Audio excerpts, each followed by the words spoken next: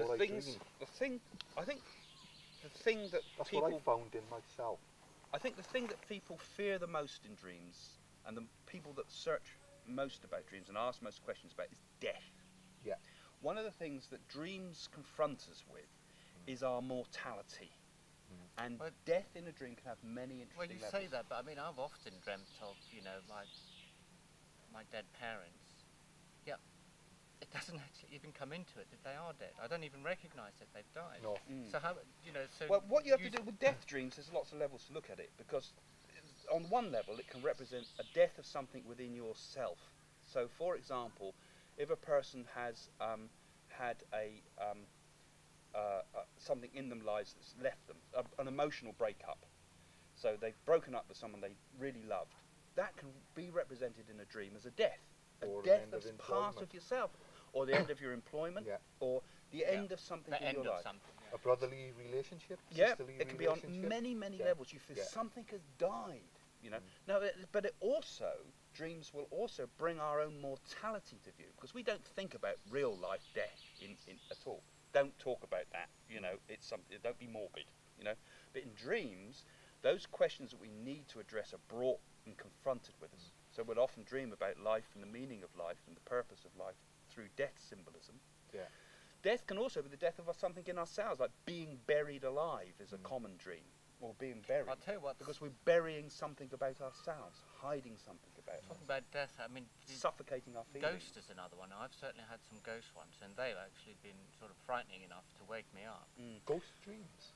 Yeah. Yeah, that's interesting. Well, I mean, one I was at the top of the stairs, and it was in the old home, and it was, so it's probably ghosts from the past, you know, like a metaphor, but it was coming up the stairs. I sort of woke up with a scream because, you know, it was coming up towards me, but, you know, so that was really intense. Ghosts are ghosts and spirits and possession and things like that quite often come up in dreams, because again, the ghost is something that's ephemeral. It's something we don't fully understand. Yeah, and actually it's like something we don't, too. a presence as well. Yeah. It's something we know about ourselves, a fear that's there, but we don't quite understand what it is. Something's upsetting us, but we don't understand what it is. And that's quite often what a spirit or a ghost can be, something that's haunting us, you know, something that's upsetting us. It's haunting our feelings. It's upsetting, you know. I'm worried that I'm going to break up with my boyfriend, a girl might dream. It's haunting her, you know. But it's the amount of fear it creates within you in the dream. If it's a strong fear of ghosts, then it's something that you've come across that creates that amount of fear in your life that you don't, because a ghost... Well, ghosts can often represent death itself too, because that's something we fear the most, you know. And that's why these ghosty sort of programs you got on television and ghosty sort of horror movies, they peel straight to that part of ourselves that is the dreaming self, the unconscious mind.